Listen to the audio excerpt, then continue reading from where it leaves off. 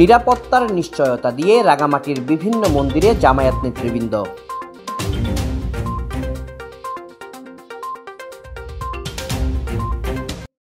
মন্দির উপাসনালয়ে নিরাপত্তা নিশ্চিতে সব ধরনের সহায়তার আশ্বাস দিয়ে রাঙামাটির বিভিন্ন মন্দির কমিটির নেতৃবৃন্দের সাথে সৌজন্য সাক্ষাৎ করেছেন জামায়াত ইসলামী বাংলাদেশ রাঙামাটি শাখার নেতৃবৃন্দ। বৃহস্পতিবার বিকাল থেকে রাঙামাটি জেলার সরকারি স্থাপনা, মন্দির, বৌদ্ধবিহার, গির্জা ও বিভিন্ন উপাসনালয় রক্ষায় মাঠে কাজ করছেন জামায়াত ইসলামী বাংলাদেশ রাঙামাটি জেলা শাখা।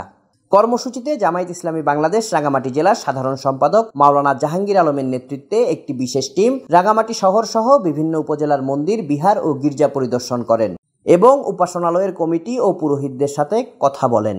এ সময় জেলার যুগ্ম সম্পাদক মুনসুরুল হক, প্রচার সম্পাদক অ্যাডভোকেট হারুনুর রশিদ, শিবির রাঙামাটি জেলার সাধারণ সম্পাদক মোহাম্মদ রবিউল হোসেন সহ জেলা জামায়াত ও ছাত্র শিবিরের নেতাকর্মীরা উপস্থিত ছিলেন।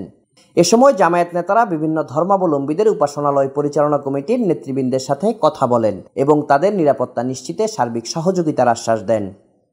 Desk report, CST TV।